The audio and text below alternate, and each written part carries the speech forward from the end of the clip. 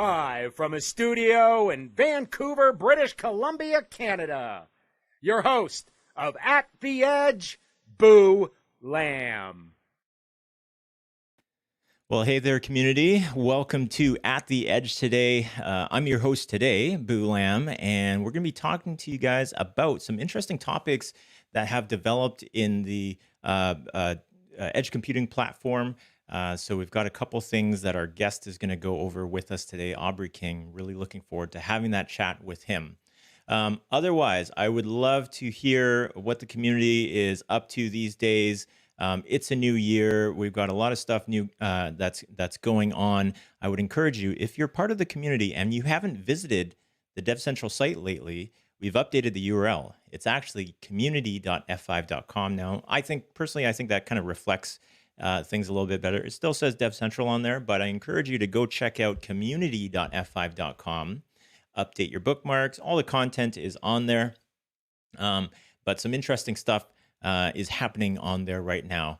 One of the most interesting things happening on there right now, or two interesting things. One of those things is there's an article series called Understanding Modern Applications, and that's written by myself, but it's in conjunction with some videos that John Wagnon released before his departure. If you weren't aware of that, John's no longer with us, and we had a bit of a goodbye show for him last week.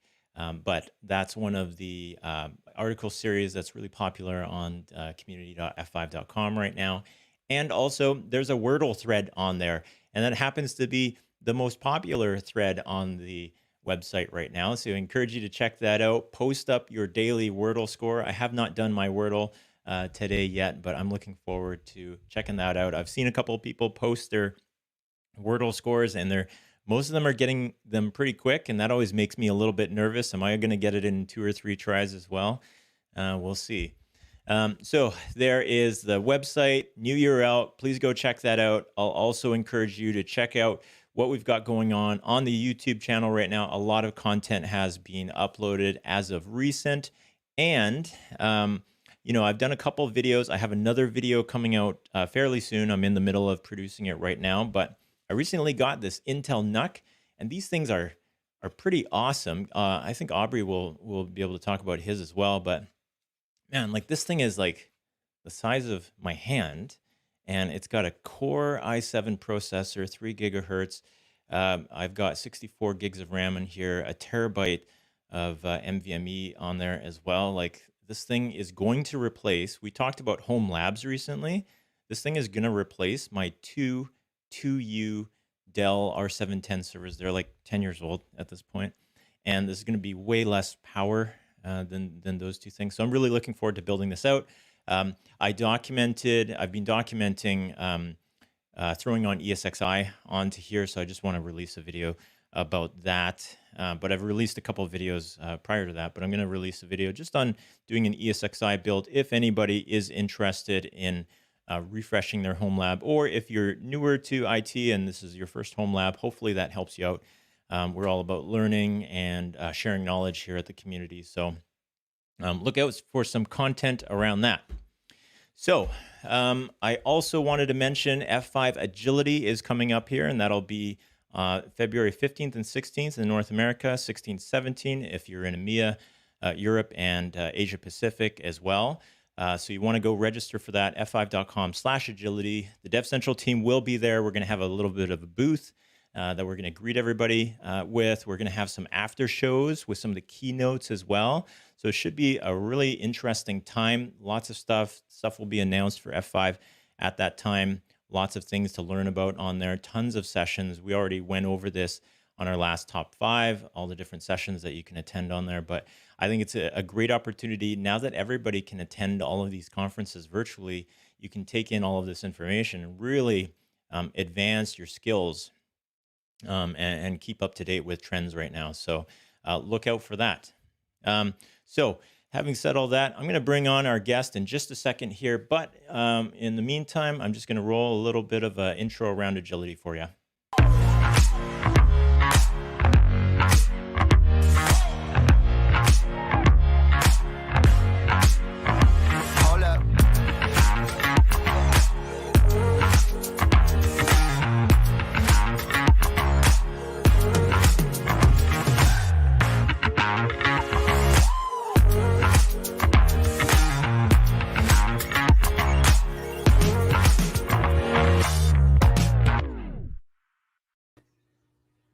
All right, Aubrey King, how you doing? Good. How you doing, Boo? I am good. I think one of the things before we get into anything right now is just a little bit about yourself. And you're from Rochester, New York, which is apparently the home of the best garbage plate. Is it in America, the U.S., or the world? I'm not sure. The world. The world. Actually, The- it's funny. The garbage plate is, I think, the only thing that we consider to be a native food. It started in Nick Tahoe's in like the 1950s or something. But every now and again, you still hear people that actually order garbage plates to be shipped in a hot pack overnight to someplace. I mean, it's a real Wow. thing. When I was in college, people would drive 2 to 4 hours just to get there at like 3 a.m, eat a garbage plate, turn right around, go back home. Yeah. That's yeah, that's awesome. So it's that worth it, I guess, hey? Yeah. It's one of those kind of like after you've been out for the evening, I guess, you might want to show up there and kind of absorb any damaging things that might have been done to your body. It's a replenishing sort of experience, Boo. Yeah, that's awesome. I've been to Montreal a couple times at this point, and after an evening out, it's great to show up at a poutine place, Oh, and a garbage plate kind of, to me, it kind of looked like a poutine, but with a whole with toppings that you wouldn't think of to go on top of there, I guess. the traditional for anyone that's watching that's not that has not had one of these things is basically mac salad and home fries on a plate covered with 2 cheeseburger patties. Then you've got raw onions, meat-based hot sauce, and everything smothered with ketchup and mustard all over the top of it. It's gross. Yeah, Really gross. sounds amazing. Sounds amazing. Okay, so I just wanted to further introduce you. Aubrey, you're a solutions engineer with F5. How long have you been with F5 at this point? I've been an SE here, give or take 11 and a half years. So some Wow. time. Yeah. Yeah, Oh, yeah. nice. Longer than I. That's You tough. are, That's hard. Been here forever. yeah. It feels like not that long, but sometimes I look at it and I'm like, wow, it has been a while, actually. I think one of your accolades, not actually in F5. So right now you're part of a team that actually covers the Volterra product line, speaking to our customers. But one of the things that you might not put on your resume, but I spotted the other day or just today actually, that I thought you should put on your resume, is you're a bit of a champion of sorts. So if I read this correctly, you're the HFC fantasy football champion. Yes. I can't even. Yes, that's inspired by my new hero, Roy Kent. So That's awesome. yep. So Roy Kent is my he's kind of my I guess my team mascot, and he will remain that way for a long time. I had Eric Estrada as a mascot and did things with the word punch or punch to kind of do that before, but I had to move to Roy Kent. I mean, he's just inspiring. When you hear him speak, so eloquent, Yes. you know. Yes, he is. Yeah, that's a fantastic show. Yeah, I'm hoping there's another season soon coming out. I don't know. I haven't. Yeah, I hope so too. I can't wait. Yeah. Very cool. So I mean, yeah, I'll give you any other time that you want to gloat over this. I guess you've had a fantastic season and deserve this. You know, the funny thing is, I don't know if you've played fantasy football before, but on the day of our draft, we started an online draft, and I'll only take 2 seconds here, but we started this online draft, and it was, I want to say at like 10 a.m. on a work day, and my day was just slammed. I was in 2 trainings. I had 3 or 4 customer meetings, and all with a brand spanking new product for me, right? I came over from the big IP side of the house and then ended up going and doing this new Volterra thing. So I missed my first 2 rounds. They were auto drafted for me. I happened to get Tom Brady as my first, so that was very helpful. So, wow, yeah, that's nice. it. And now I probably, now that Tom Brady's retired, I'll have to relinquish my championship status. Well, live it up for the next year, I guess. You've earned it. That's yeah. awesome. Very cool. So today we want to talk about a couple new things. I think it's really cool, like when coming over to DevCentral and getting to cover the the topic of edge computing and this Volterra stuff right now has been awesome because there's so many developments with it. And I mentioned our YouTube channel and some of the a couple of the videos that I've released so far this year. But one of the things was around the new edges that we have coming up. And there's also, I didn't talk about this yet on there, but there's also a totally new GUI on there as well that I think is helping out customers with the workflow of getting this stuff up and running quickly. And on the show and on DevCentral, we want to help our community get up and running on technology quicker. So maybe we can kind of touch on those topics today. Starting with whatever you want to talk about, Aubrey. I'll let you kind of drive the points from here. Well, for me, it's funny, and I don't know if anyone watching is familiar with Power Man and Iron Fist, but this is one of my favorite comic books for quite some time. I've really enjoyed it, and yeah, there we go. So this is Luke Cage on this side, and then Danny Rand, Iron Fist. But for me, the funny thing is the comic itself came from two entirely different comic books back in the 1970s.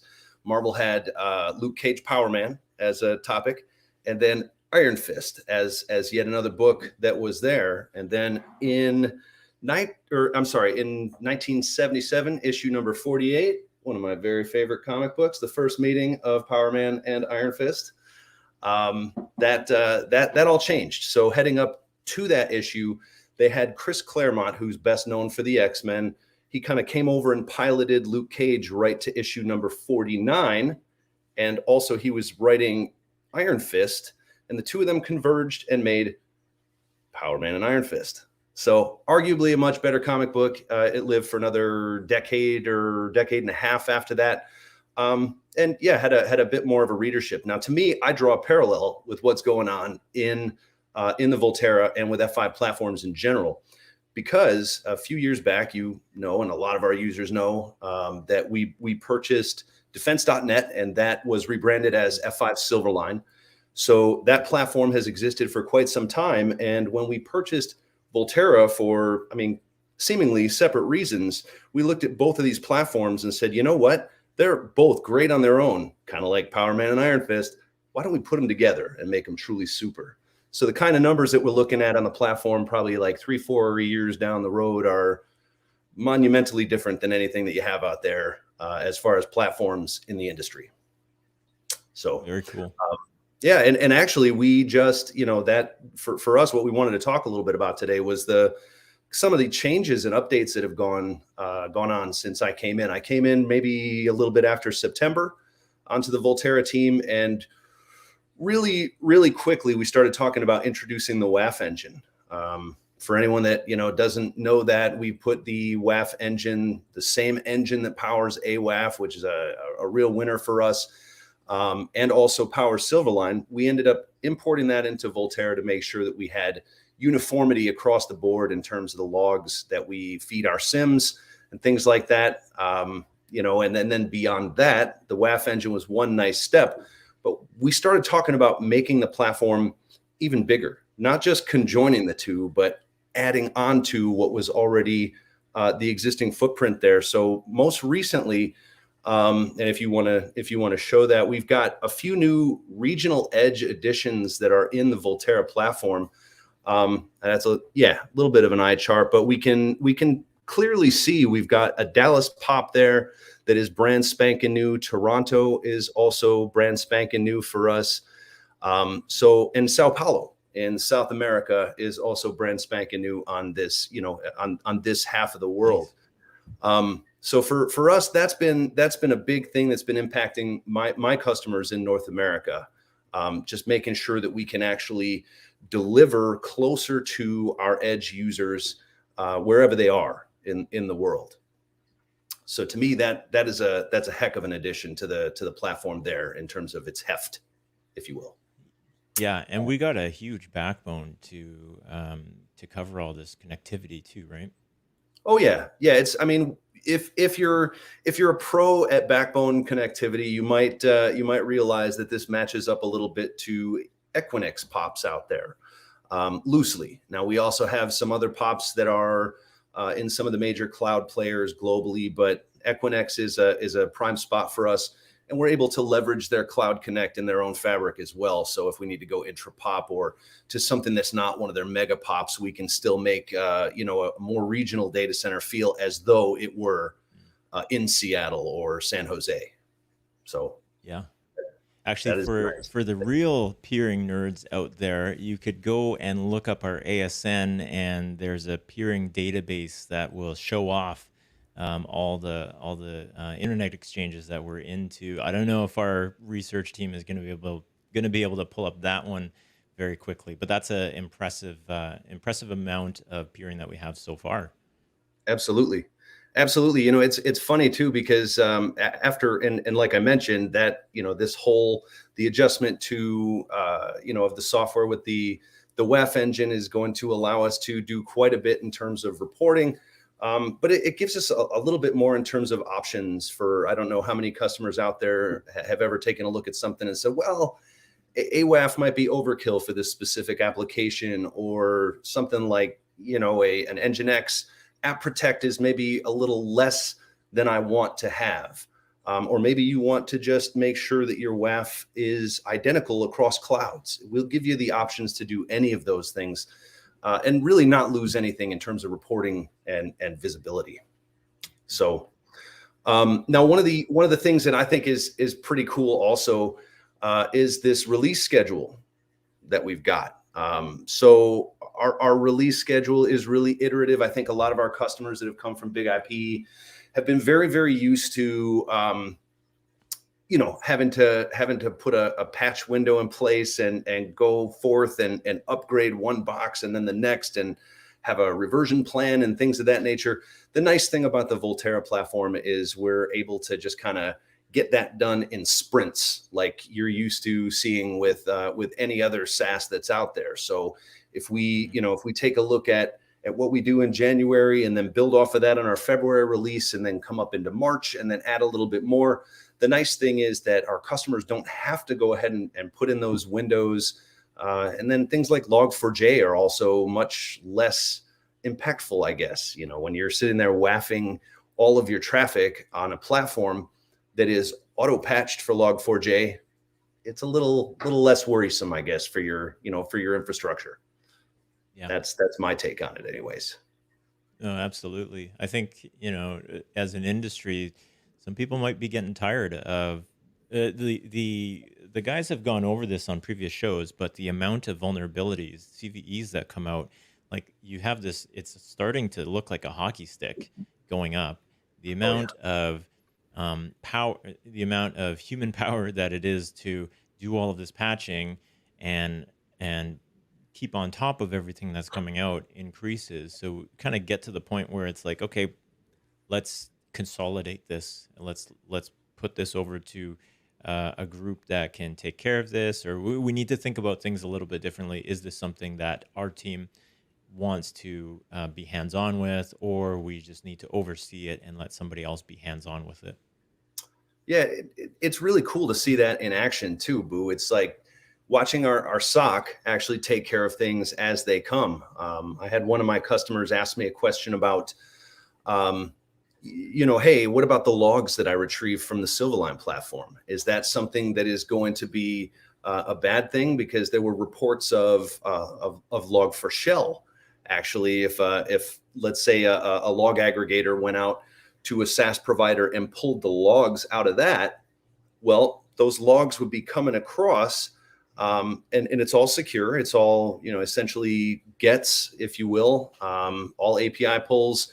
And then essentially when it gets to the aggregator, whether it's, something you paid for, or whether it's just a Linux logging, program, it's going to look through everything that's in there. So if you've got that, essentially the Log4Shell execution in a URI, let's say, okay, not in payload, because that's all going to be scrubbed in a WAF.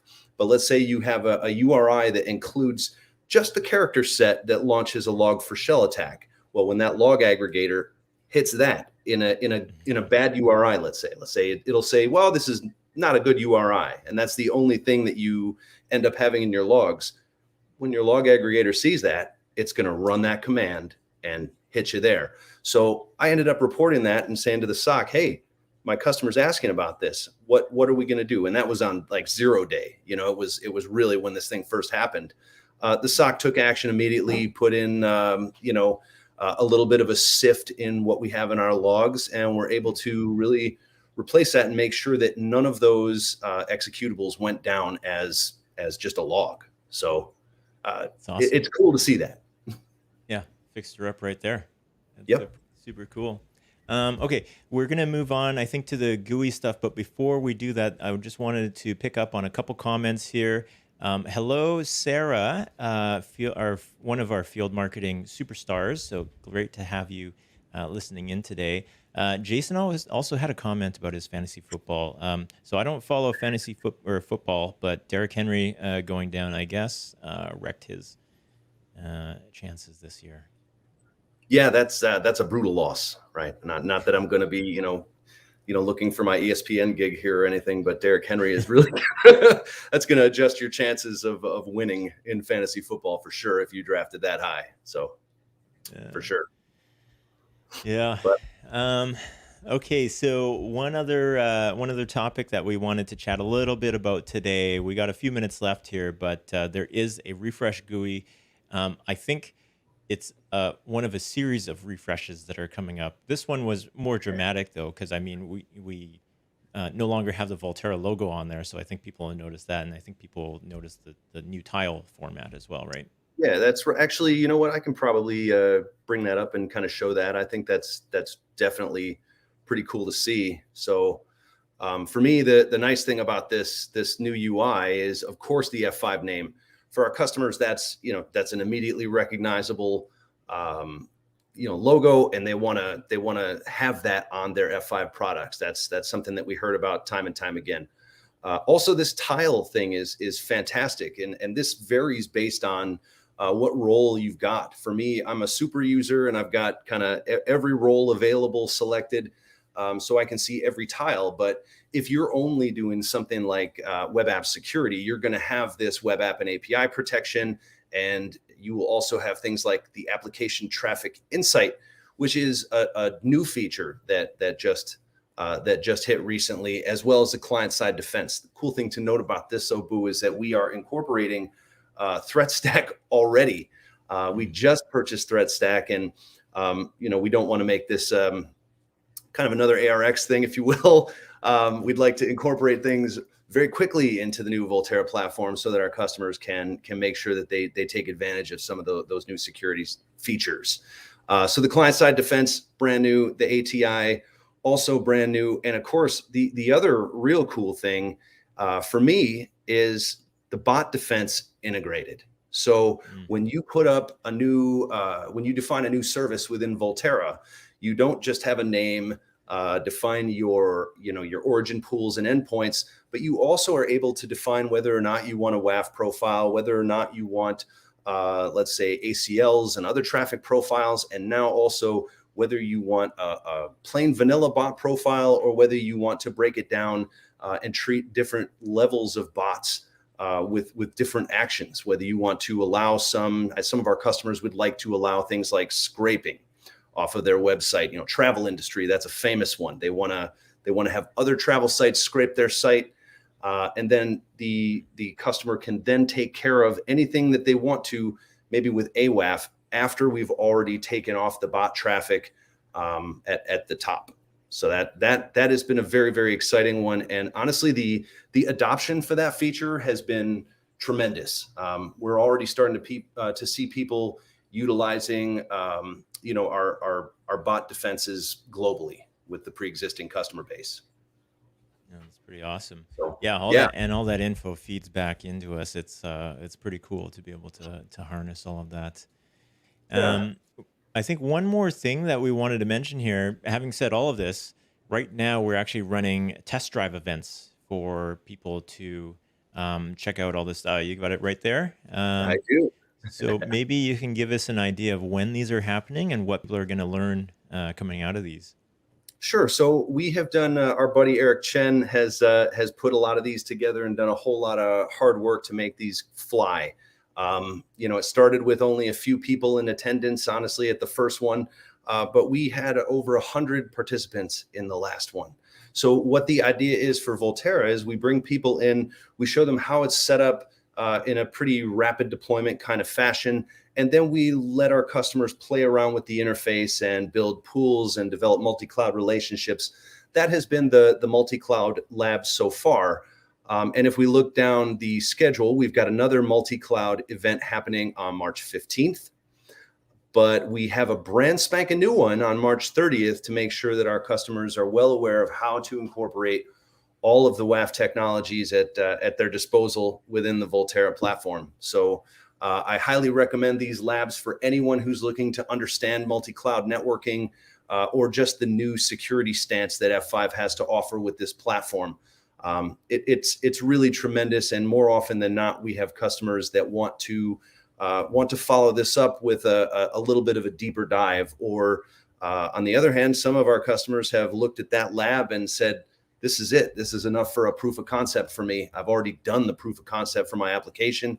I know how it works. I know how to set it up, and I know that it can be incorporated into my my applications seamlessly very quickly. So definitely that's a major plug. If you can make that, the test drives are fantastic. And hey, I might even help to proctor one of these for you. So Yeah, that's awesome. I know Eric's done a ton of work. I know a lot of people have helped out, but Eric did a ton of work to get those things up and running. And I think he added some gamification to them as well. So you have a lot of fun while you're doing it. Oh yeah. He started to do some kind of contests where he's going out, give a prize out to the first person to get to this point, give a prize out to the first person to get to that point, and it becomes really sort of a friendly, competitive thing that you're doing with other people who are interested in the same kinds of technology you are. So yeah, that's really cool. I always love that. I did a recent Google training, and they had some gamification on there, and it was interesting to see like the leaderboard kind of move up and down and stuff. I'm like, oh, I kind of got to get a move on here. Yeah, I gotta stop texting. That's awesome. Well, thank you for coming on, Aubrey. If anybody has any questions, you have another 60 seconds left or so to drop them in. But otherwise, if you have any questions around comic books, Aubrey is, one of these days we're going to have you on and just show off how many comics you have, because you have quite the, you might need a pretty wide angle lens for that. Yes, got a you pretty might need good collection going. If you have like a 5-hour slot, I'm happy to. Nobody wants to hear that.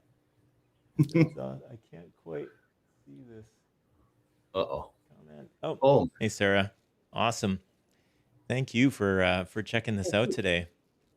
Very cool. Well, thank you for coming on, Aubrey. We will definitely need to have you on again in future to talk more about this stuff. This stuff keeps evolving every week to week, it seems like. So great to have you on and share this news with us.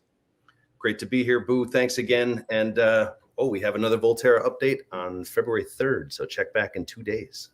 Exciting stuff. Awesome. Yeah, awesome. And maybe next time we'll be able to, maybe we can eat a garbage plate on air. Who knows? I'll ship you one in a hot pouch. Yeah, perfect. All right. See you, Aubrey. Thanks, man. Bye.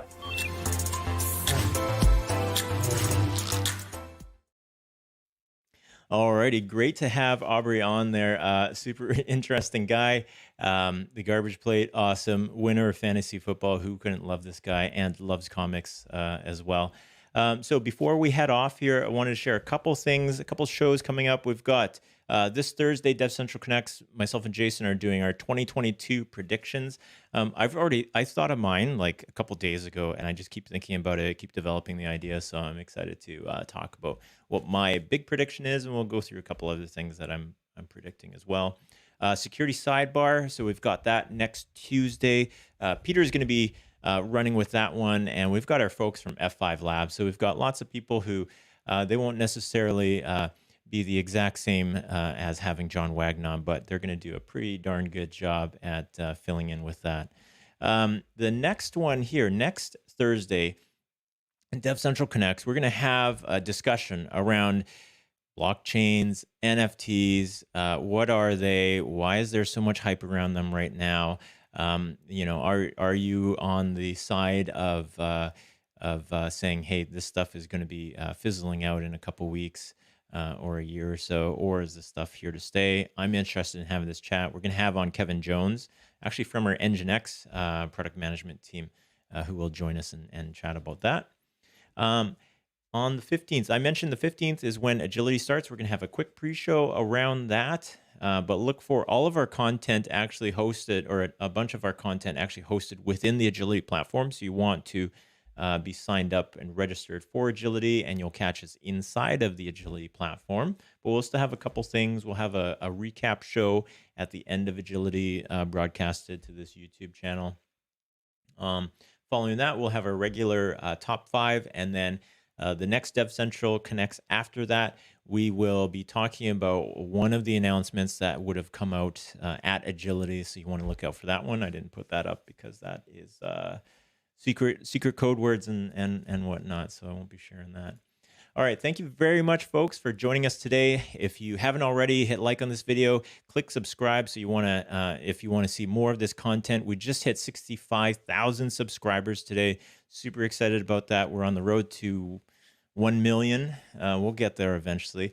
But thank you so much, community, for joining us, and I'll leave you with Peter here.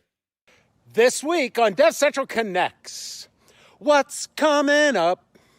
We want the world to know, got to let it go. What's coming up? February 3rd, Jason and Boo review some of the upcoming predictions for 2022. Join them Thursday, February 3rd, 9:30 a.m. Pacific, as they crack open their crystal balls to share some of the futuristic things that are supposed to happen this coming year. The link in the description sets your reminder. DevCentral Connects is live every Thursday, 9:30 a.m. Pacific. What's coming up? Join the show to find out.